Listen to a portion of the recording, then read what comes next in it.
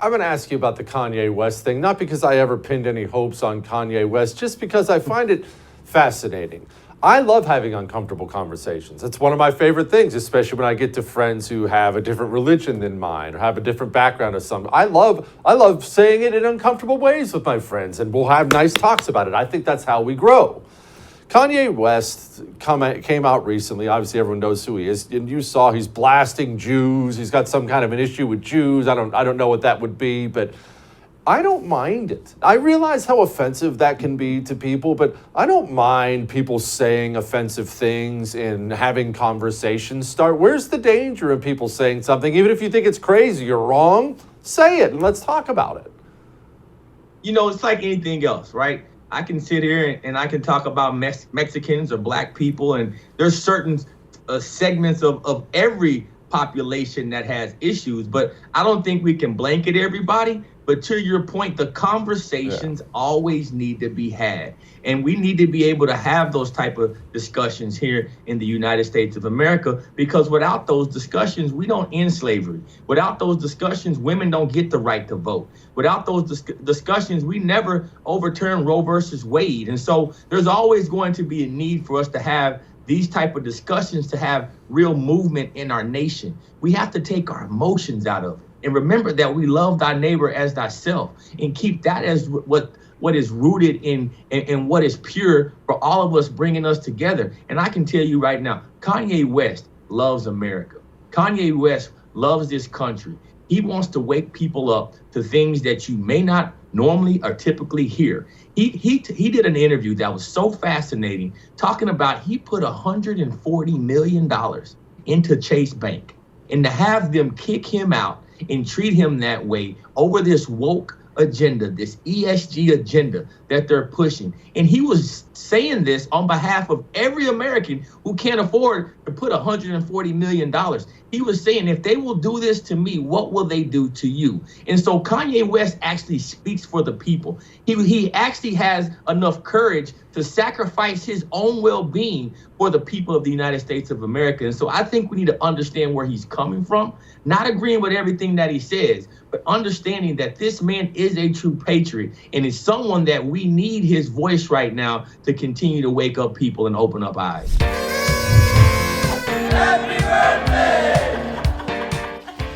It's a great day today, an outstanding day. You know why? It's a day of celebration. Vice President Dome turns 58 today, the big 5-8. So we wish her a very happy birthday to Vice President Dome. And look, she's on now her third speechwriter. Well, actually, that's not true. She's on her fourth. Her third speechwriter just took off. That's like 15 minutes into her vice presidency. She's on number 4. It must just suck the life out of you to work underneath Kamala Harris. But there are great parts about the job. Think about how much you learn about mechanics. I mean, look, electric school buses, how sweet is that? What are some parts of the Inflation Reduction Act, this amazing new law, that you are most excited about? So much. One of the things that I'm very excited about is what we have been doing in terms of electric vehicles.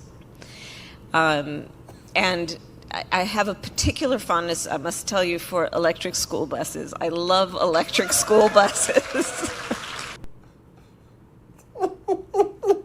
That was so great. I love the pause. Hey, what's your favorite part about it? Well, geez. It's like the wife when she redecorates the house. Hey, did you notice my new decorations? Oh, absolutely loved them. What was your favorite one? I don't know, all of it, really. Joining me now, my buddy John Phillips of The John Phillips Show of the great KABC in Los Angeles. John, she loves those electric school buses, man, the birthday girl. Oh, I'm so happy you brought me on this very special day, Kamala Harris's birthday. And, I would imagine that, like most of us, later on tonight, she's going to have a wonderful dinner with all of her friends and family and spouse. And after the dinner, there's going to be a great big birthday cake with lots of frosting and 57, 58 candles on it? Something like that. And then 58. she's going to make a wish and she's going to blow out the candles. And I can tell you right now, I will go on the record. If after she makes her wish and blows out the candles, tomorrow morning we find Joe Biden hanging in Jeffrey Epstein's cell, I'm not blaming this one on Hillary. John, Kamala Harris goes through staffers like big league players go through chewing tobacco. Why? It really is crazy because, look, if you're some political staffer, some Democrat fresh out of college, maybe you're an intern working for the vice president, even one who sucks, working for the vice president is a big deal. It looks good on the resume, right? Vice president's office. Yet they come and they go. Well, they come and go because it's not working. And if it's not working, you don't want to blame yourself. So you have to find someone to blame to be the sacrificial lamb. And in her case, it's her staff. And not only is she losing confidence in her staff, but the people above her at the White House are losing confidence in her. All of these negative stories that you've seen about Kamala Harris didn't come from Republicans. They've come from two different groups of people. They came from the Biden White House, and they came from disgruntled employees that work for her. And since all of this started, look what the White House has done. It's been very quiet, but they have consistently been moving in this direction. They've benched her.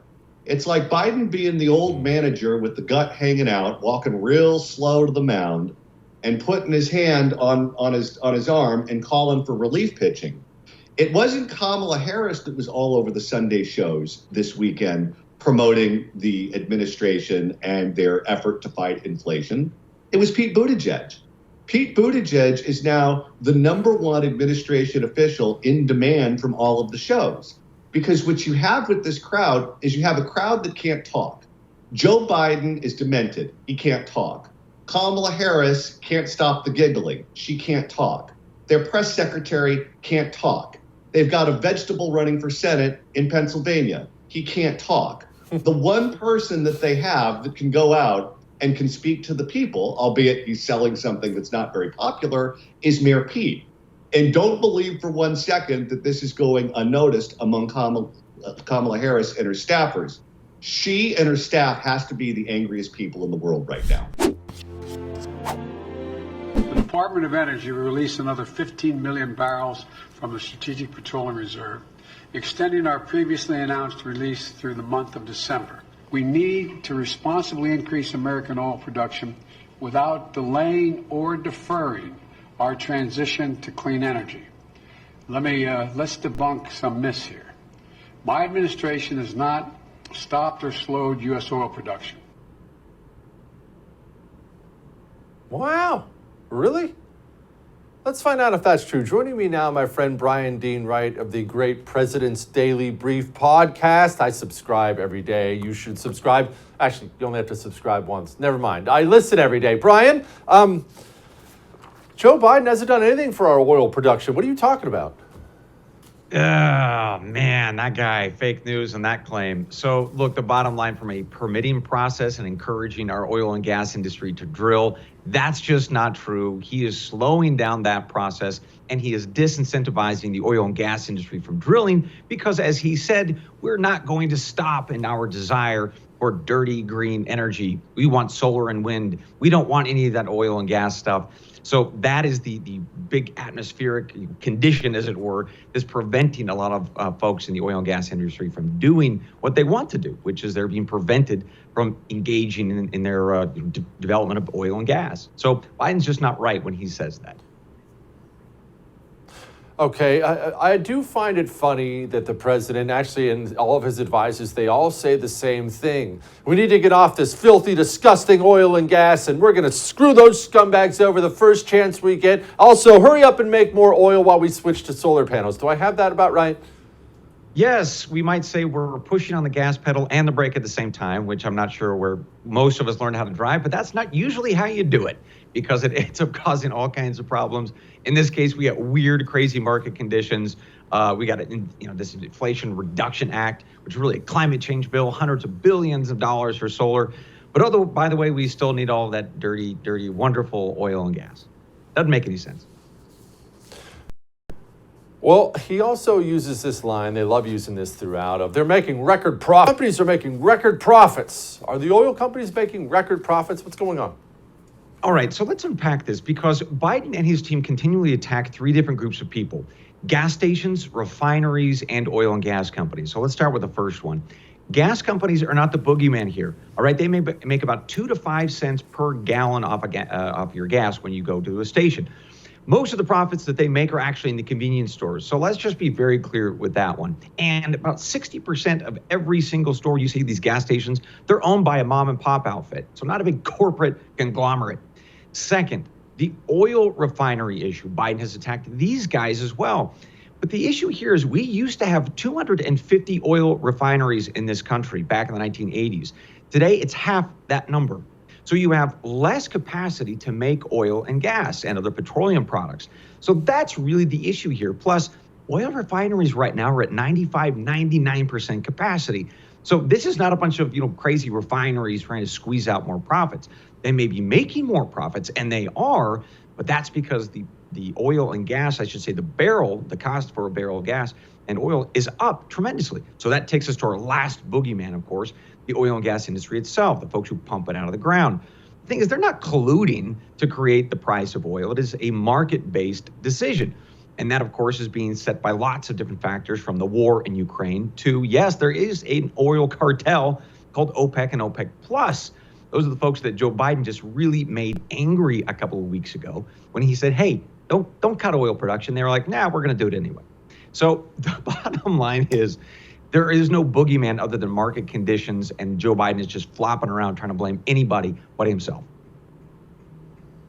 Okay, let's focus on the refining, because that seems like the obvious solution to this problem. You mentioned we're at half the refining capacity now that we were just a few decades ago, and the refineries we have are maxed out at capacity. So why not make more refineries?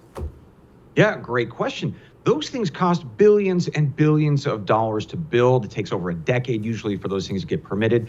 So the question that any investor would ask is, hey, should I spend billions of dollars knowing that in this case, Joe Biden and the federal government want to shut down the oil and gas industry? They want to make sure that whatever I invest in eventually gets torn down because we're going to solar and we're going to wind, right? So why would you do that? You wouldn't. That's a crazy use of money. It's like if you or I were to build a house, but the inspector would be like, yeah, you can build it, but in 10 years, we're going to knock it down and you're going to get nothing for it. Would we build that house? Nope, we sure wouldn't. And investors don't want to do the same thing with refineries. 1 in 4 of Americans, they're skipping Thanksgiving. This is one of those things I've tried to explain to people. These politicians in Washington, it's not just that they hate us. They don't have any idea what normal people go through because they're all rich. They all have a million different hookups at all. They don't miss out on anything.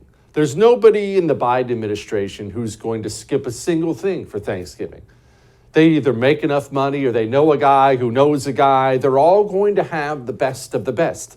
So they don't realize what it means that 1/4 of the United States of America, they're out on Thanksgiving this year. The numbers don't add up. American families, $6,000 per household. That's what they've lost under Joe Biden. And when you're out of touch, when you're some kind of elitist in Washington, D.C., that doesn't mean anything to you. I know that sounds crazy, but $6,000, that's tons of money. But these people, they live such a life of privilege that $6,000, it's nothing to them. It just means nothing. And even if they don't make quite enough yet, and it means a little something, they believe in their sick communist religion so much that they just miss it. They just dismiss it as being not important. And that is why we come back once again to the one word I'd use. There are a bunch of different words you could use, but the one word I would use to describe the Biden administration, I've said it over and over and over and over and over again. The best word I'd use to describe these people is cold. They're just so cold. It's been an avalanche of bad news for almost 2 years now since Joe Biden was elected. Just bad news, bad news, bad news, inflation and gas prices and over and over. Bad news, bad news, bad news. And with this bad news comes the knowledge that is normal people, that's you, seeing a reduction in your standard of living. You don't eat as well. You don't go out as much. Your clothes aren't quite as nice, the new clothes you buy. Maybe your car, you wait a little longer before you get those tires changed or get that oil changed. That's how normal people live their lives. They don't travel to see mom for Thanksgiving. So while people are suffering, this Biden regime has gone for the unorthodox strategy of telling them, everything's great. Here's Papa Joe eating some ice cream. He ain't worried about it. Our economy is strong as hell. The internals of it. Inflation is worldwide. It's worse off everywhere else than it is in the United States. So the problem is the lack of economic growth and sound policy in other countries, not so much ours. And that's how it's worldwide inflation. It's consequential. Even if you are a Democrat, and I know we have Democrats who hate watch the show, I get it, you're welcome. But even if you are a Democrat, how does that land to you? How does that land to you? Maybe you're suffering, or I bet you money you know someone who is. I hope you know people who are. I certainly do. These people are suffering. And the president, best economy in the world. I mean, yeah, there's worse other places too. It's basically their fault. How does that land? No ownership of anything at all. It's awful. It's absolutely awful. They're so cold. And kudos to Peter Doocy, who seems to be the only person in the room who constantly is asking these people, wait, what?